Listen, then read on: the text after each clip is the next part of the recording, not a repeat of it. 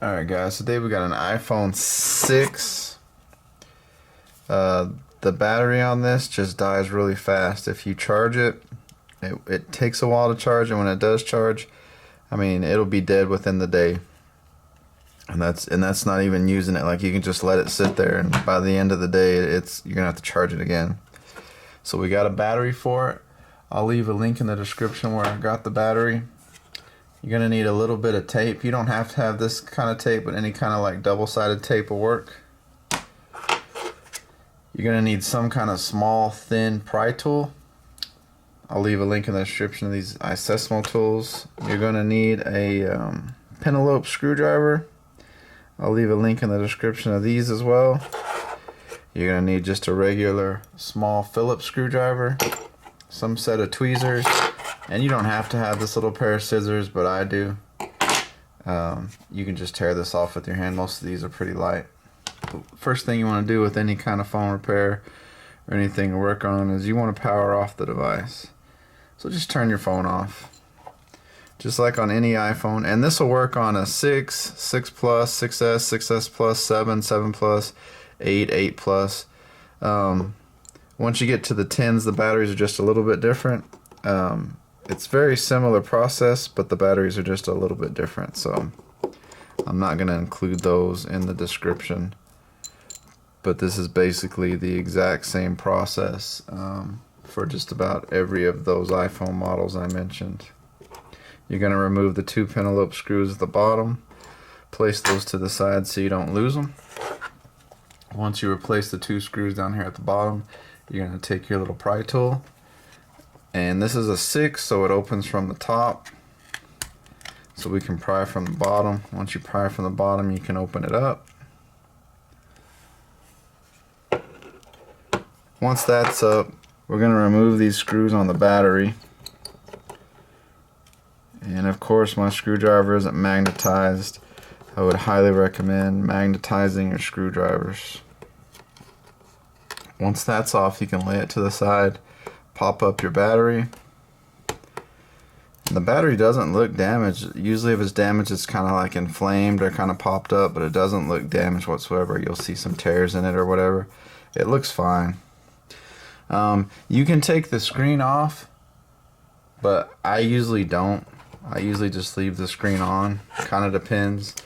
But right underneath here is adhesive, and we need to get this adhesive loose. So we're going to take you can have a heat gun or a hair dryer. I would recommend a heat gun just because it's faster, but a hair dryer does work. It's just a little bit slower. And you're going to try to remember where exactly that battery is. And it's about right over here. So we're going to take our heat gun and put it on the lowest setting, and we're just going to kind of heat right in this area.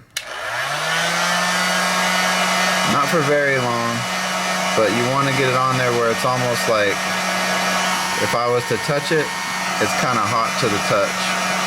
You want to get that adhesive somewhat warm and so that it's loose. I'm going to stop right there. Like I said, it doesn't take much. That's why I like the heat guns. And then when you flip this over, down here at the bottom, and I might have to zoom in on this, but down here at the bottom there's 2 little flaps. And if you can pull these flaps up,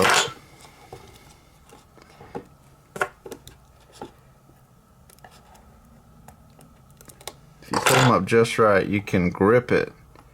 And if you grip it, you can start pulling this out. And that one busted right off. So that one's not a good example. Let's see if this one will work for us. Some do, some don't. If they're older phones like this one, this is an iPhone 6, it might be a little more difficult. So if you can see, that's the adhesive, the white part, and I'm trying to pull it out completely, and that one popped off as well. So unfortunately, when it does like this, you've got to take your little pry tool, and we're going to have to pry this battery off a little bit. Now, we did heat it, so it should be somewhat loose, but it's still going to be on there pretty good. And you have to remember, on over here there's some connections, so try to stay low on the battery when you're removing it.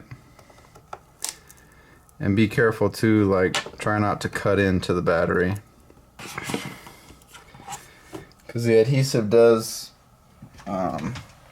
harden pretty quick. So we're gonna heat up in the same area again.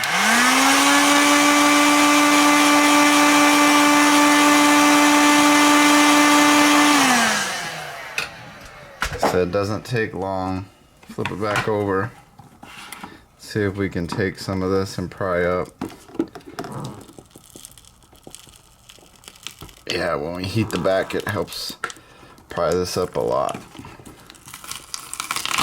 And as you can tell, like I was saying, down here there's not a lot of stuff, but once you get up here, you start messing with the volume up and down keys and stuff like that, and you accidentally scratch it or anything, you could mess that up and you'd have to replace that. So if you are going to have to pry this up, pry from the bottom up, because you can cause damage up here, so just be careful of that. Now that that's up, whew, adhesive is still hot. Put that battery to the side. We're going to take some of our adhesive, and like I said, it's just a simple double-sided tape. Move this camera just a little bit.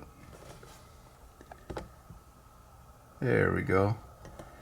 It's just this simple double-sided tape, and I have my scissors. Like I said, you don't have to have scissors, you can just rip it off. This tape is not really on here too good, and you're just gonna kind of make your own little strips, and you can put as many or as few as you want. It's kind of up to you. I usually put around 3. Kind of just depends on the size of the tape. This tape is kind of small. I like this one because it fits on the iPads better. This is the 1 millimeter, I believe. No, this is the 2. This is the 2. So this one's a little bit bigger, but this one, I do like this one the best. I'll leave a link in the description as well to this one. There's some that's red. This one's black. They do the exact same thing.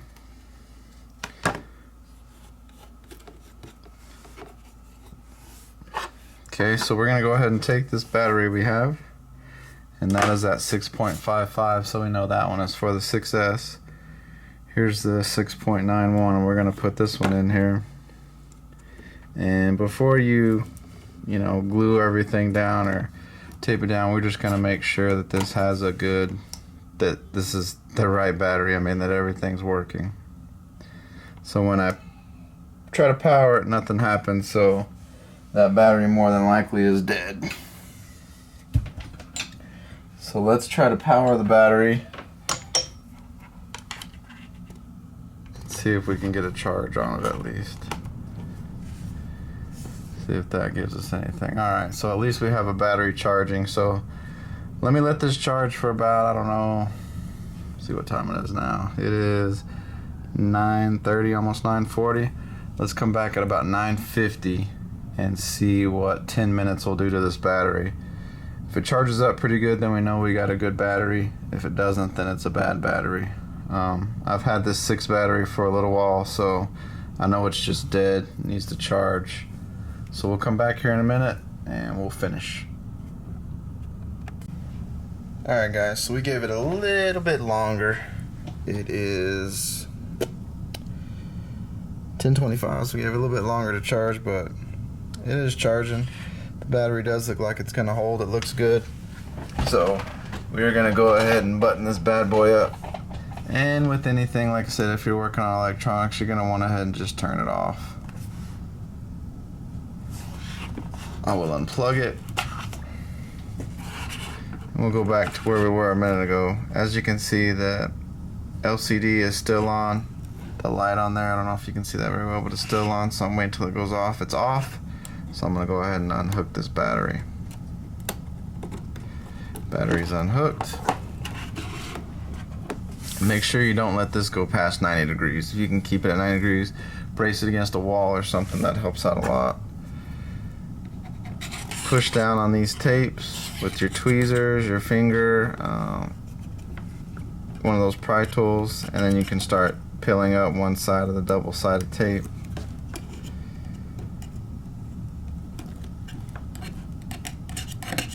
And I like the double-sided tape because whenever you do decide, like if you have another bad battery and you need to go back, it's easy when you heat it for it to come off.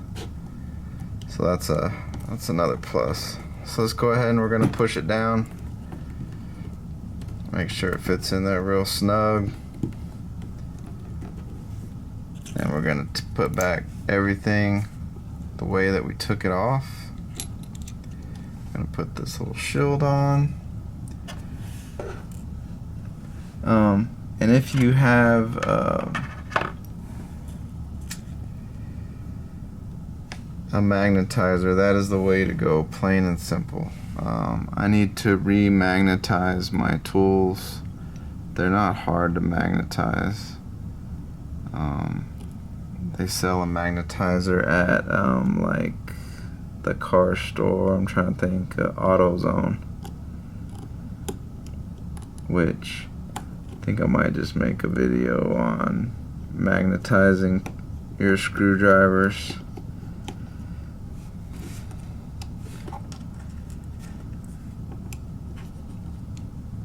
Because it really does help out a lot. Come on now.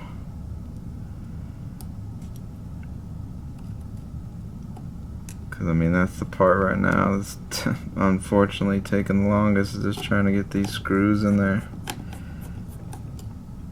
And that's not even the right one that goes in that hole. It was this longer one.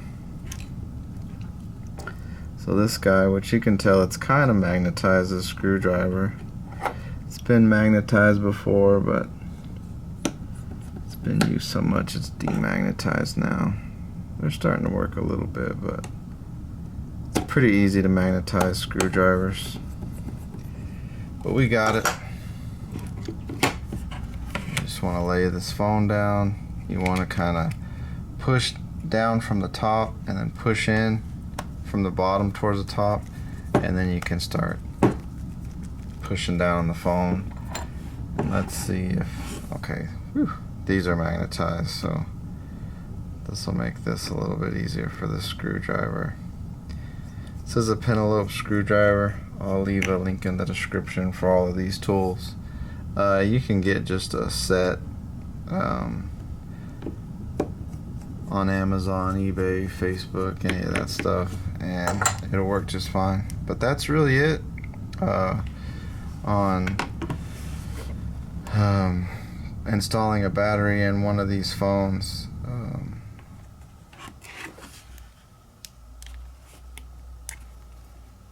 See if this bad boy will turn on.